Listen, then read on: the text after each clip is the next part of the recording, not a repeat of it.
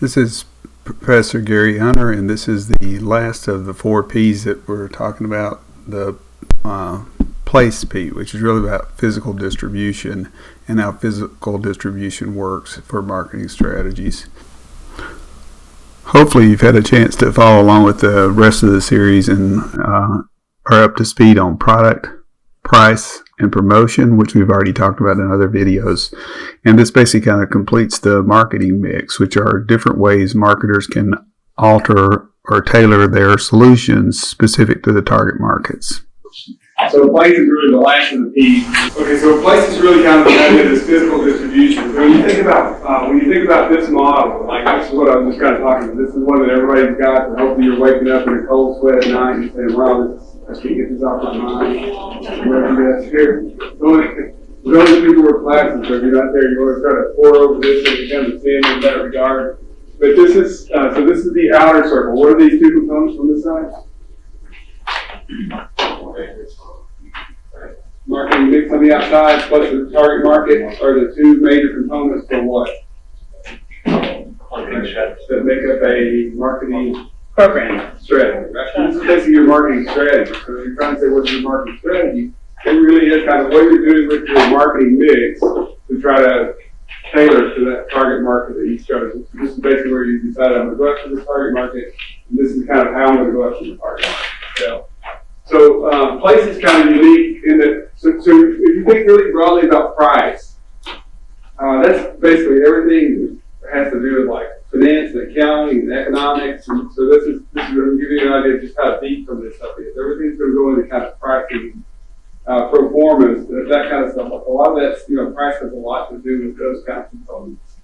When you think about product, that's everything you can kind of change about the product in terms of benefits and features and all the different components that are there. Basically, you should know one adding that's in there when I cover those two words. That is features tail, benefits sale. So that's one that if you haven't heard that yet, that's one you're supposed to get out of any marketing class. And what that basically is saying is that features kind of tell you about a product and tell you what the product does. Benefits are what consumers buy. So you always want to think about what is the real benefit that the feature is providing. But anything and everything you can change about the product itself, the product or the service itself, is in that block, right? So there's a lot of stuff that's in that space. So promotion is what you were thinking about as marketing before the class started hopefully. You're probably thinking, or not hopefully, but most likely. And hopefully now you're thinking about it much broader. So promotion is all that stuff we see in commercials. The activities, the communications that marketers make, the sales pitches that we hear in retail stores. All that promotional activity is really, what this box is, right? So then on these place.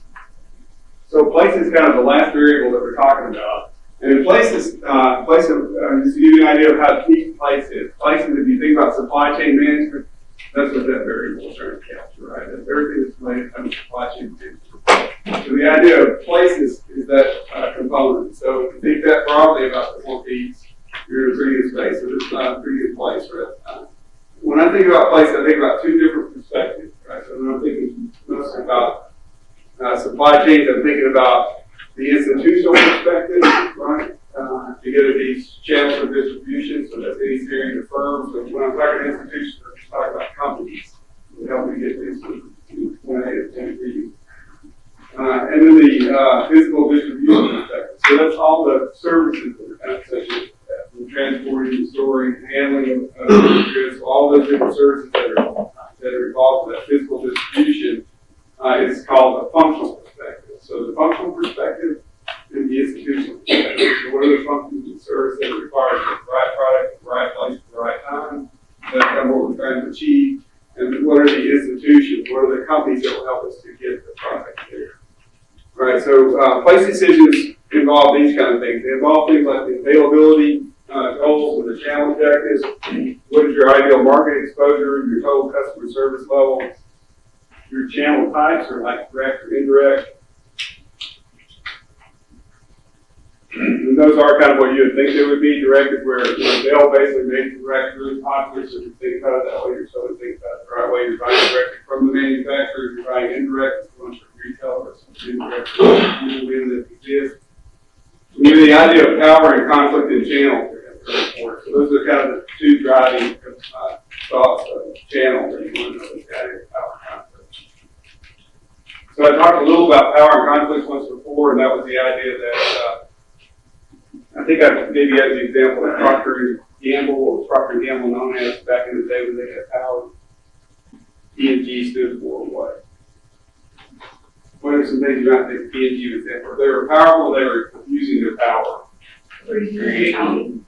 Greed. It is kind of greedy. It's this sarcastic way to say greedy, though. If Procter stayed there, what else goes into the You hate the way somebody's treating you. They feel like they're treating you like they're just all powerful. Just all powerful.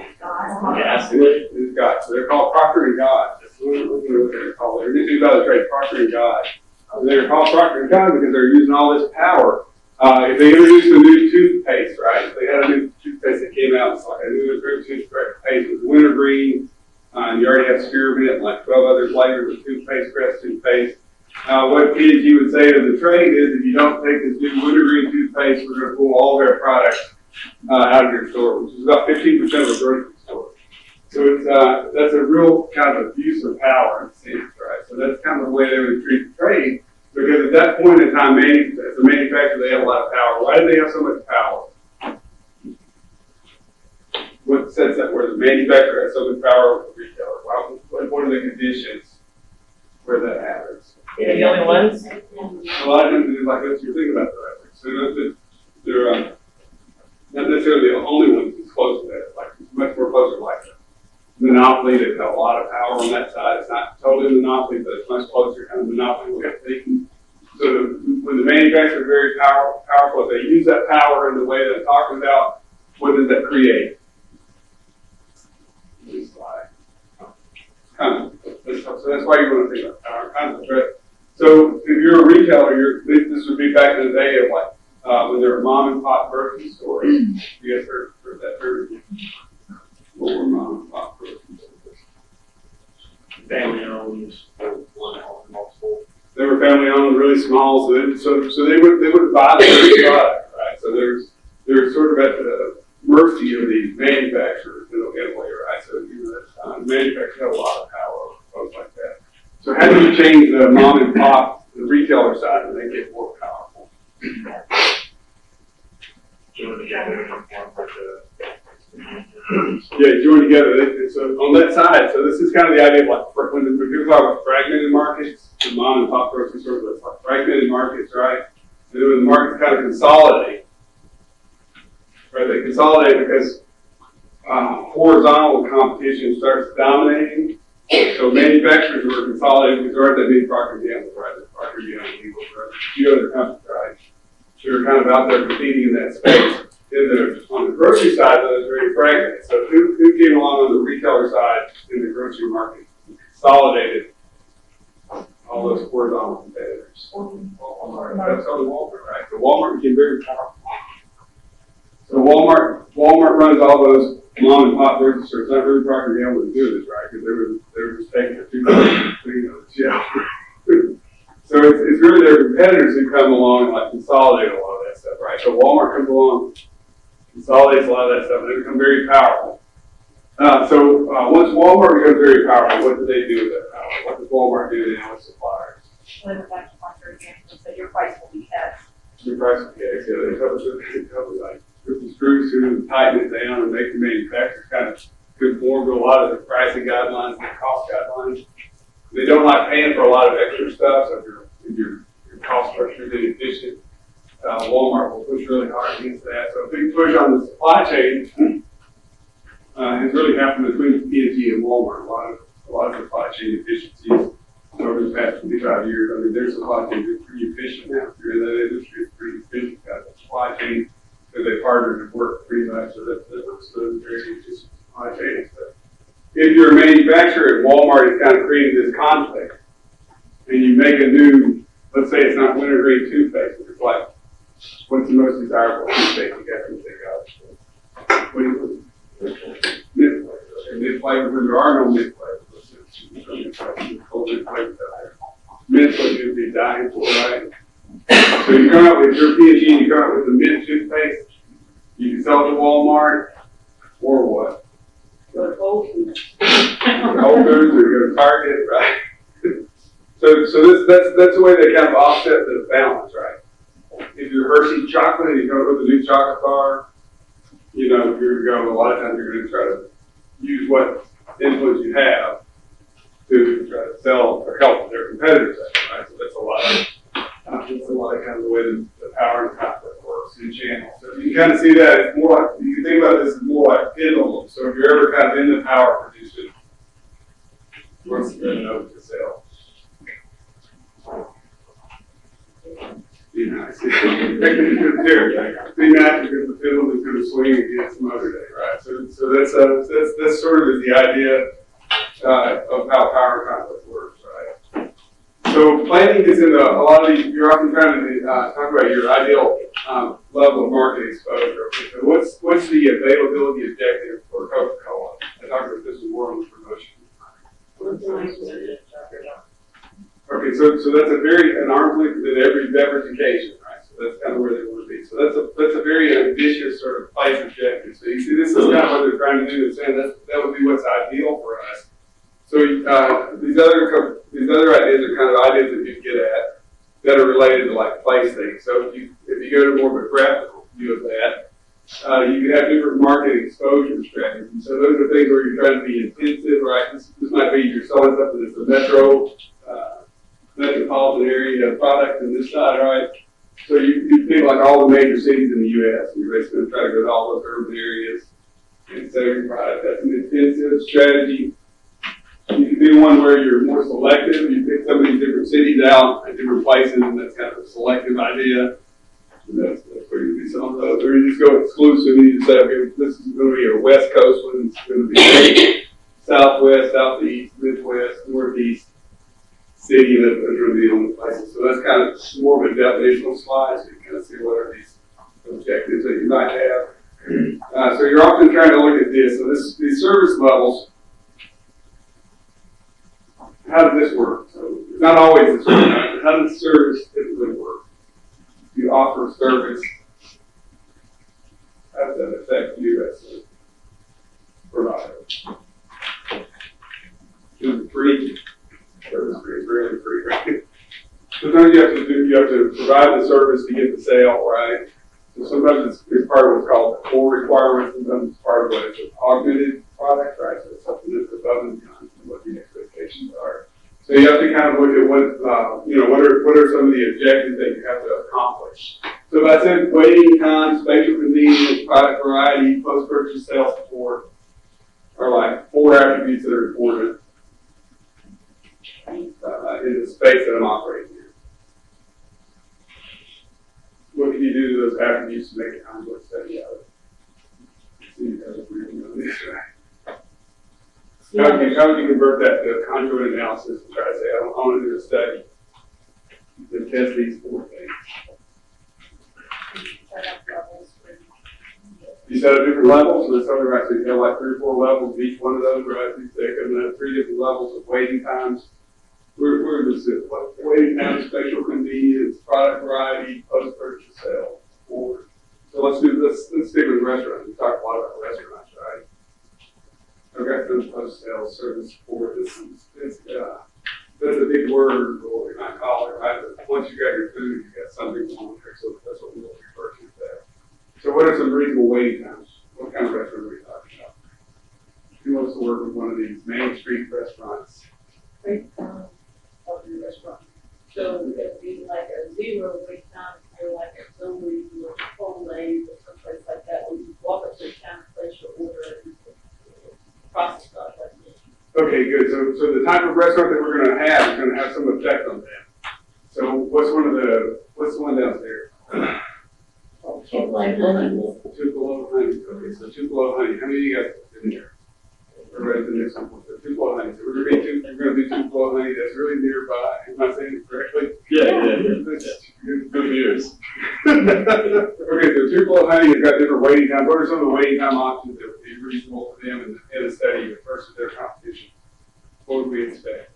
Is zero fair? No. No. No, probably is fair, right, so it's like, section 7.45. Okay, so you can do different numbers, right, so you might say 10-minute wait, that's one window, that's one level, then the next one might be like 15-minute wait.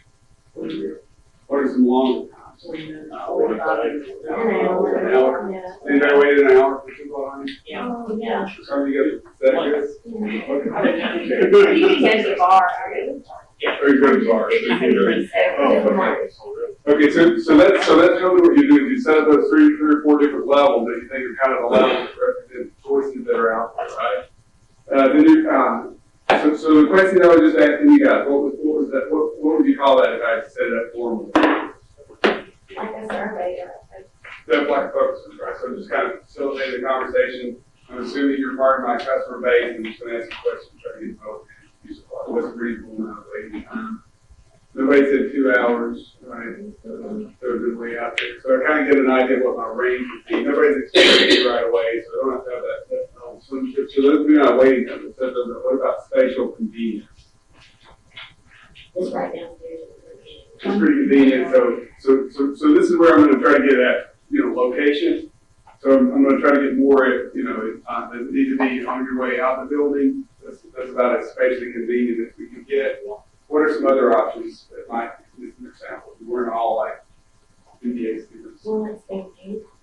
Downtown, so there are downtown, so there are people who work at different places downtown, so how far could I reach downtown for people to stop at Tupelo Honey on the way home? So could I reach all the way out to, Liberty Tap? I'm gonna go to places I know. Tupelo Honey on Liberty Tap. But, that's a long way out there, right? Liberty Tap's a long walk, so when you walk all the way from Liberty Tap, if you're working down there at a ball game or something, right? Greenville Drive plays, you walk from Greenville from there to Tupelo. Depends on my car. Okay, so see but this is getting at spatial convenience. So I might kind of say, okay, this is how far apart the spatial convenience is on a couple of different levels. And this again, what I'm doing again is more like focus group questions, trying to get a feel for like. So with spatial convenience taking that parking.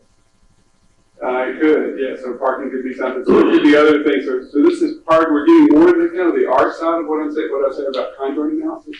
So that's totally what it is. Like I left parking off in my study. I did all my utility scores, but parking was a big factor that I didn't think about. What are my numbers? They're more fuzzy than they were, right? They got more noise in them, right? So that's what I'm talking about. Sometimes the numbers have some fuzziness in them.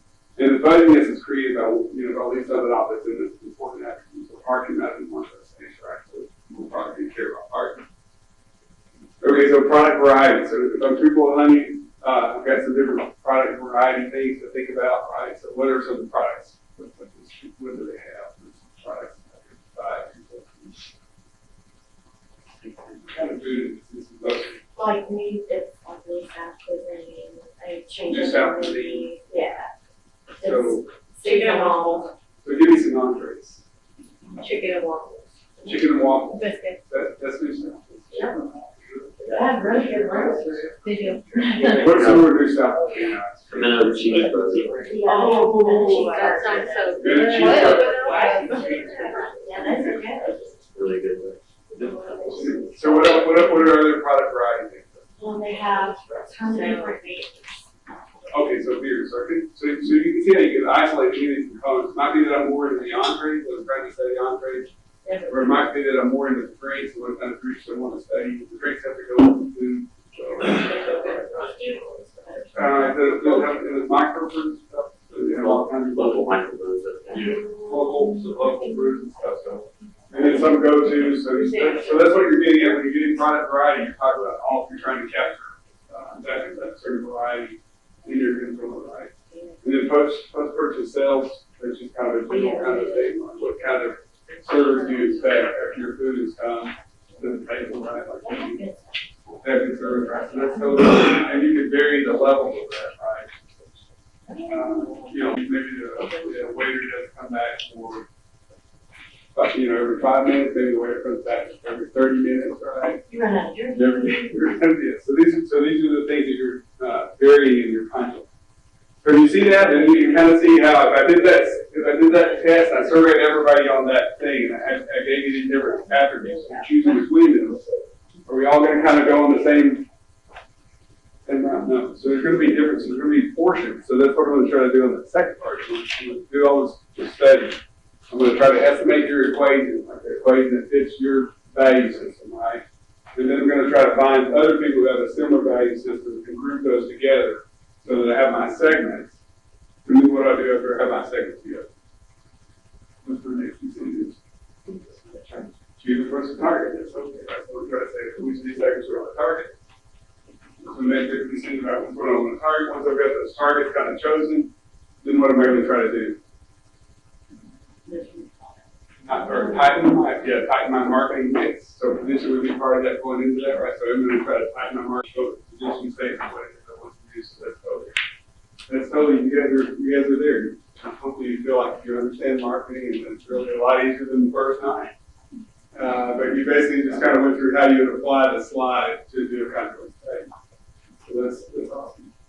You guys can do it, right? You got enough understanding of how you do it where you can do it, right? Okay, so in terms of considering different goals, you're often looking at how effective or how efficient a firm can be at achieving the distribution. So this gets into like direct versus indirect. So I'm talking about this. This is just a graphic to get into the typology of direct. So anybody who's selling to a consumer, that's basically a retailer, right? So when we get to that, that's kind of the idea of what a retailer is. If it's a consumer on that end, that's basically kind of you're selling. That's a retailing function. The manufacturer selling direct to the consumer, and selling through a middleman, and selling to the consumer. The consumer is basically a retail function, right? So the distributor then is often selling. So an indirect channel is often where you got some distributor that's in the middle. So that's just middlemen that might exist. And then you get sources of conflict that are going to happen across these channels. So that's totally what's going on. So if I am Dell, right, I'm selling directly to the consumer as opposed to selling through Best Buy to the consumer. See, those are my options, right? So Dell is phenomenal at direct to the consumer. Now we can buy Dell at Best Buy. Why does that happen?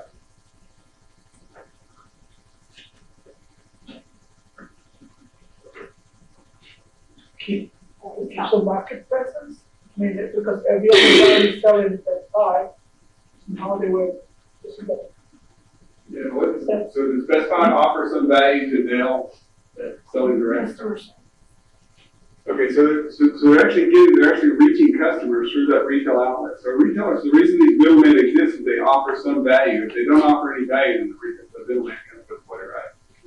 So the middleman often has to offer something that, you can't do without doing it. So wholesalers are the same kind of thing. So over back to these mom and pop grocery stores.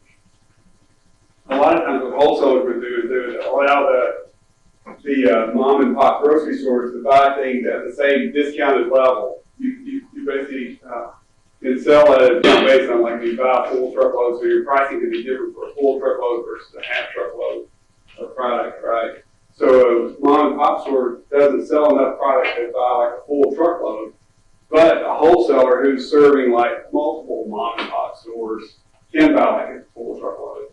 So they can buy at a lower price than the mom and pop store can buy on the front end, and then they have some markup, some margin that ends up being a better deal than what it would cost the retailer to from buying directly from the manufacturer, right? So the wholesaler then is adding some value. So that's the way you're thinking about it. The value has to be kind of distributed throughout the channel. So you're often looking at some of those, who's taking what value out of the channel once the product goes from the manufacturer to the retailer. Everybody's got that part pretty much right. You can kind of see how you envision some of those things. Okay, so why do firms want to use direct channels? Here are just some of the reasons of why they want to use direct channels. So this is kind of what favors direct channels: greater control, lower cost, value added, substantive, quicker response to changing market mix, etc. And then this is why they would add like indirect. So for indirect channels, these are some of the major things that indirect channels do. They do sorting, assorting, bulk rating, accumulating. These are all like different functions that middlemen can do to kind of add value in the process. So these are, so power conflict is kind of what a lot of this comes down to. So this is what, when I think of place, that's why I think of power conflict first. And then the second thing you think about is that you know the conflict, the power is going to exist and the conflict is going to exist. So you have to have people negotiate these problems, right? So there's all sorts of negotiation that comes into play to kind of resolve conflict. Negotiation is just essentially, you know, when two different entities or two different people have different priorities and different agendas of things to do any variation whatsoever, how do you kind of resolve that conflict that exists? So that's where negotiation comes into play, where social influence factors are pretty big. So social influence factors are driven by these 7. It's actually 6 plus 1. But the 1 is very recent. So this is all from Cialdini's work. Cialdini's been studying influence. He's a psychologist. He's been studying it pretty much his whole life. The original book is still the major one, called The Psychology of Persuasion. He's got a new one that's called Persuasion. It's a 2016 book that added basically this unity thing. But the jury's still out, so to speak, on whether unity is like a separate one or not. But if you think about how do you influence, how do you have influence over people, social influences, person to person, so how does that work? These are the 6 major factors, how you influence people. So some of the scarcity comes into play. Scarcity is used by marketers or salespeople, so it's not all just social, right? So where do you see it in sales? I know you see this in sales. Where's scarcity used? Amazon, buy now. You know, buy this car today, it's going to be gone tomorrow. I've got like 5 other customers who want to see me. Come on in and buy it. Right? So you see it, that's a scarcity play, right? Where do you see it in marketing? Marketers use scarcity. Limited time offers. Like it could Limited go time away. offers, can be scarcity. They actually will do it a lot. Like, I don't know if I told you guys the story of In-N-Out Burgers, but I told you that story. I did tell you that, or it's on a videotape or something. Or on a videotape, right? So I like to, when I talk about scarcity, I think of In-N-Out Burgers a lot. Because In-N-Out Burger is basically in what state? What's its home state? California. California, right? So what do Californians think about In-N-Out Burger? It's the best. They love it, right? They totally love In-N-Out Burger. Things that you guys, so you guys are Californians, right? So, and why is In-N-Out Burger so awesome? You can order Question anything. It's like fresh, Yeah, fresh. all fresh food, it's a very good deal. So In-N-Out like dominates it has for many years. It's dominated sort of the hamburger business in California.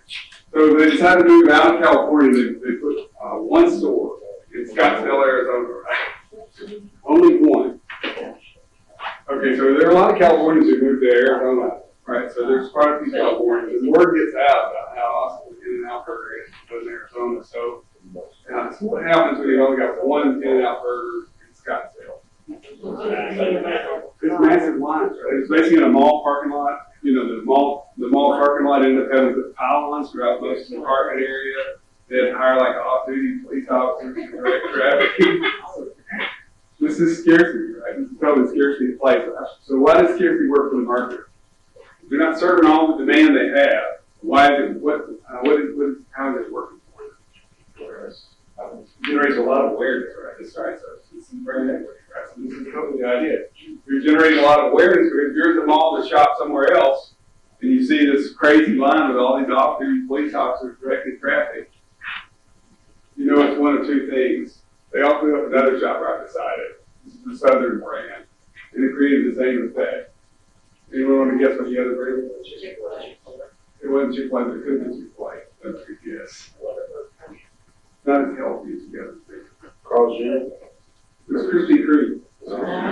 Krispy Kreme kind of opened up and they created the whole new kind of, when the mall might have just shut down everything. Now for Krispy Kreme. That was pretty much the whole mall business, right? So Krispy Kreme is the same sort of thing, right? So it's one place where donut line comes on and you gotta go there.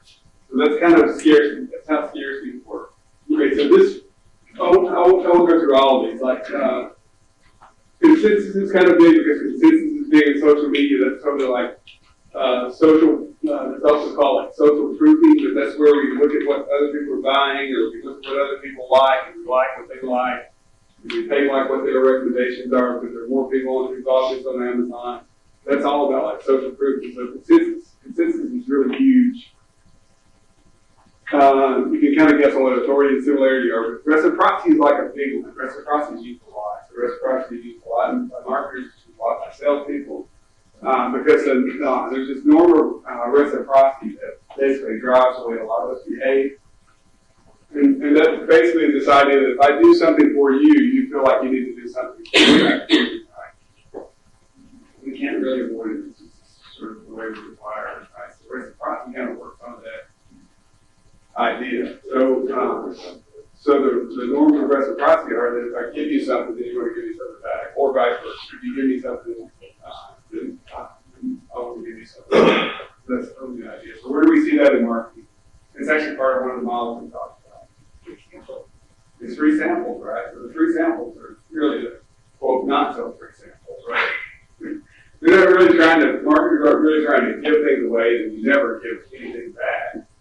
They want you to try it and then buy later, right? They want you to go, okay, that's right, it won't cost you later, right? So that's kind of the way that reciprocity works in marketing.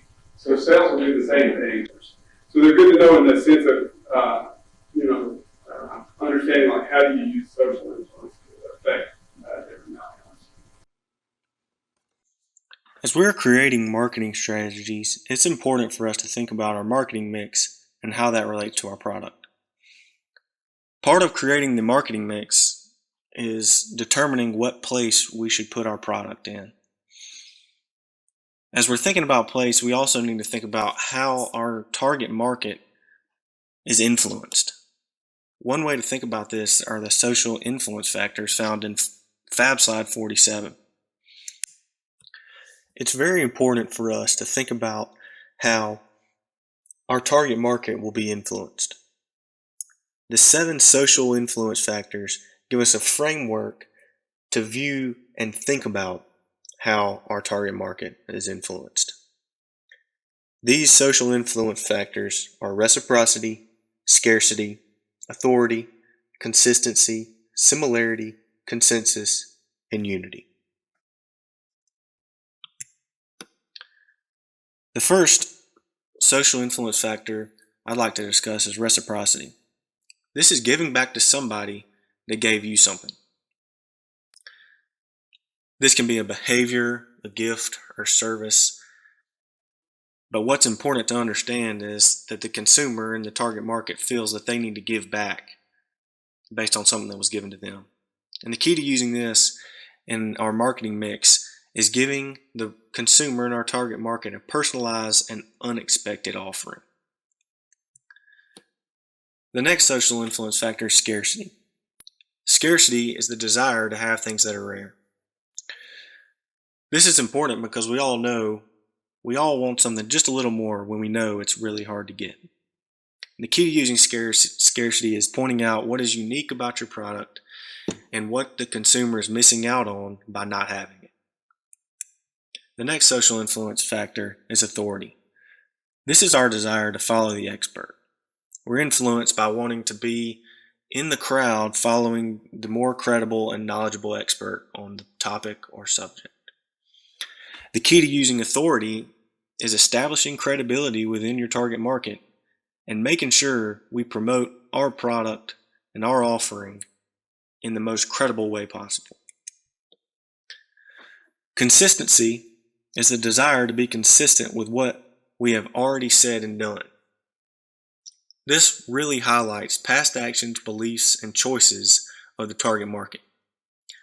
The key to using consistency is tapping into the small commitments people have already made and aligning our offering with those commitments. Similarity is the tendency to like similar others.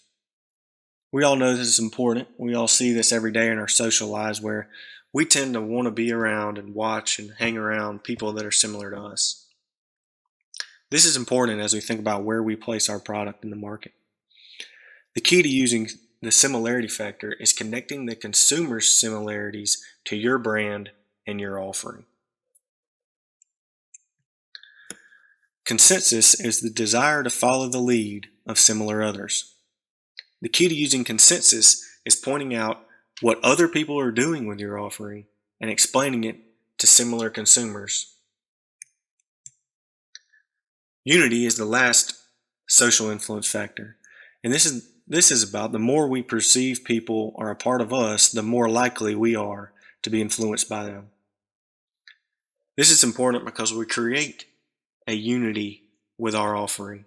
We take it to a segmented audience in our target market that's already united, and we promote our product in that space. The key to using Unity is to understand what segments they're a part of and bring our offering into that segment. Here are several examples, and the first is of scarcity. This is Pappy Van Winkle bourbon, and this is the most rare bourbon in the United States. Buffalo Trace makes this bourbon, and they've done a great job of making it rare.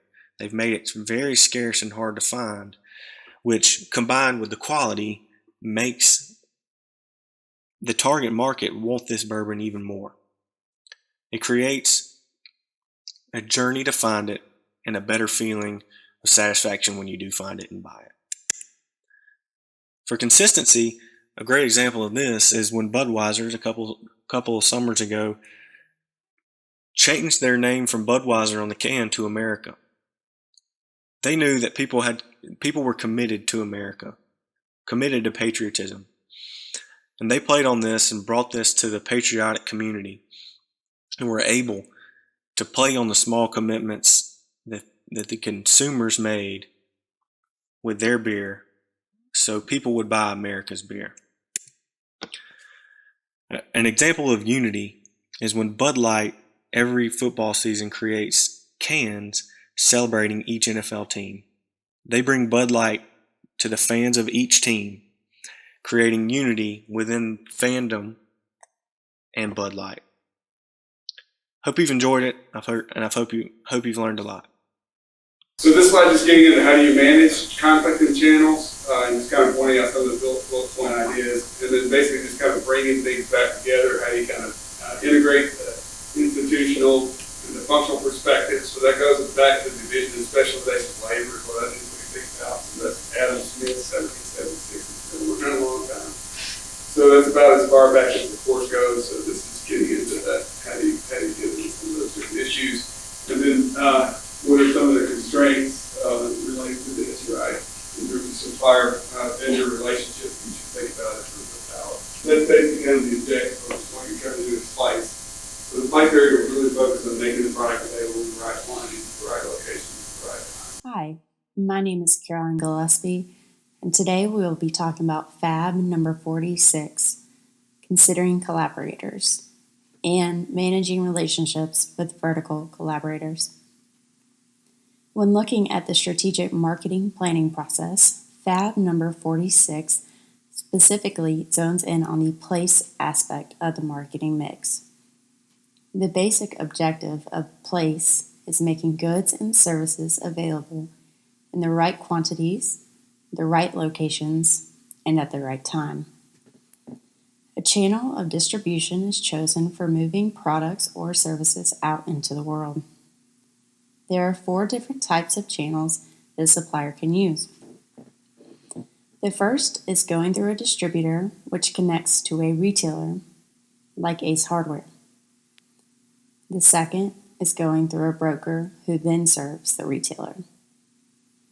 The third is going directly to the retailer, like Home Depot. And lastly, suppliers can go directly to the end consumer through its own sales and distribution system, like IKEA. Ideally, all of the members of a channel system would have a shared product market commitment, with all of the members focusing on the same target market at the end of the channel. But in practice, each partner generally has a vastly different interpretation of the other's value-adding contributions, and it is not at all uncommon for individual agendas to take over. Specifically, a vertical conflict can occur between firms at different levels in the channel of distribution. So the producer of a product may disagree with the retailer about how much promotion effort the retailer should give the producer's product.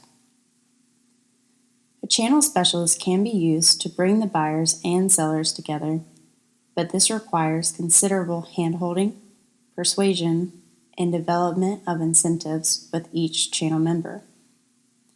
The 4-step channel system alignment process can be used to make it that no one firm's use of power imposes constraints on the others. Step 1, is to set goals and targets. So set clear, quantitative goals for the channel system, i.e. sales, market penetration, market share, and channel cost reduction. Step 2 is to assign channel roles, responsibilities, and rewards. This is where the customer needs and channel capabilities come together.